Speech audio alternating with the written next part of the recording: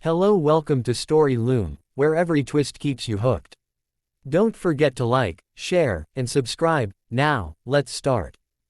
It was almost midnight when Sofia quietly slipped her last suitcase into the back of a taxi. The city outside the penthouse glittered as if mocking her, mocking the fact that after 2 years of being with Adrian Blake, the most powerful CEO in the city, she was leaving with nothing but her clothes and the broken pieces of her heart. Adrian didn't even know she was going. Not because she hadn't tried to tell him, but because telling him felt impossible. For 2 years, she had been his secret. No one knew about her. Not the media, not his family, not even his closest friends.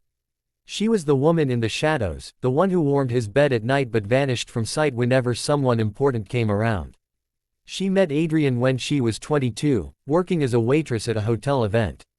He was 32 then, already a legend in the corporate world, confident, cold, and breathtakingly handsome.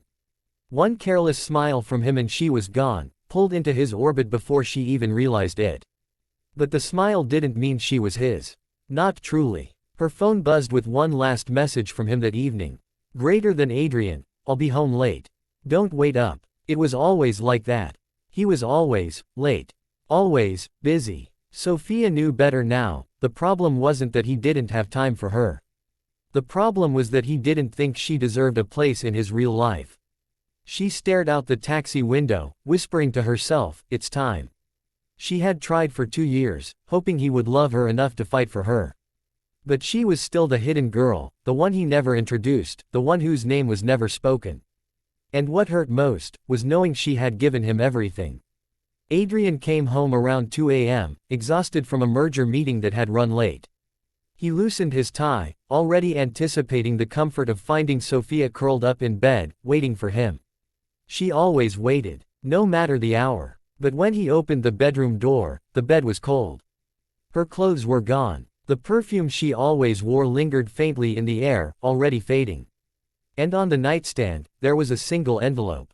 His chest tightened. He tore it open. Greater than Adrian, I can't do this anymore. I love you, but I can't live like I don't exist.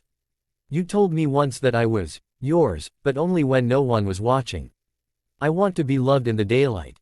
Goodbye, Sofia. He stood there for a long time, the letter trembling in his hands. For years, he had thought keeping her a secret was protecting her, from the ruthless press, from his family's judgment, from the chaos of his life. But now she was gone. Weeks turned into months. Adrian told himself she'd come back. She always did. But this time, she didn't. Every day, he found himself reaching for his phone, typing her name, then deleting it. He could buy anything in the world, but he couldn't buy her forgiveness. It was during one of his routine health checkups that the doctor gave him unexpected news. Greater than, your condition is worsening, Mr. Blake, the doctor said gravely. The treatment isn't enough anymore.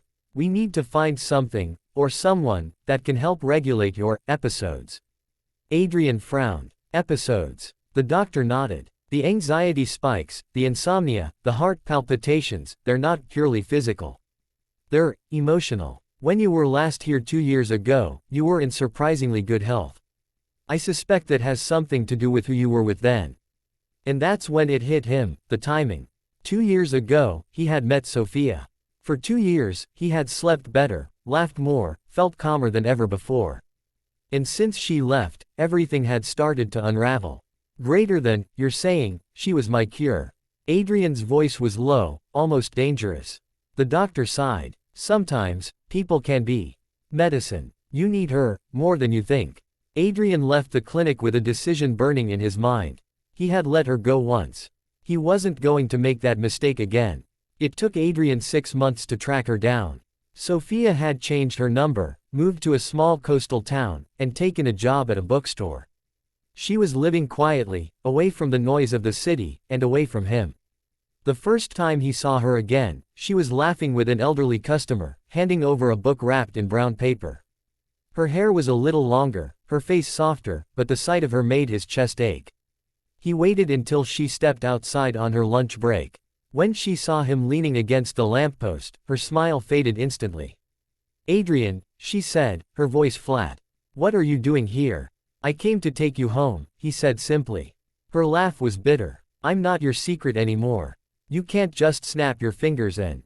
I was wrong. His voice cracked, something she'd never heard before. I thought keeping you hidden was protecting you. But I was protecting myself. From losing you. From admitting that you're everything. Don't, she whispered, her eyes bright with unshed tears. Don't say things you don't mean. I mean every word. He stepped closer, lowering his voice. The truth is, Sofia, without you, I'm falling apart. I've tried to live without you, but I can't. You're not just the woman I love, you're the only cure I have. Her heart twisted painfully. You can't just come back and expect me to. I don't expect, he interrupted. I'm here to prove it. No more secrets. No more hiding. I want the world to know you're mine. If you'll let me. Sofia searched his face for a lie, but all she saw was the man she had once fallen in love with, stripped of his pride, standing vulnerable in front of her. It didn't happen instantly. Adrian stayed in that town for weeks, visiting the bookstore, helping her close up shop, walking her home. He learned her favorite tea again, listened to her stories, and never once pushed for more than she was ready to give. One evening, as they stood on the pier watching the sunset, she finally spoke.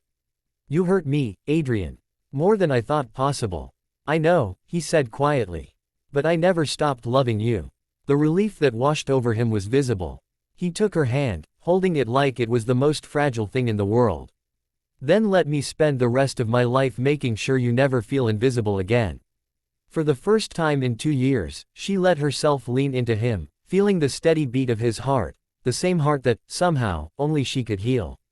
And this time, there were no secrets. Only daylight.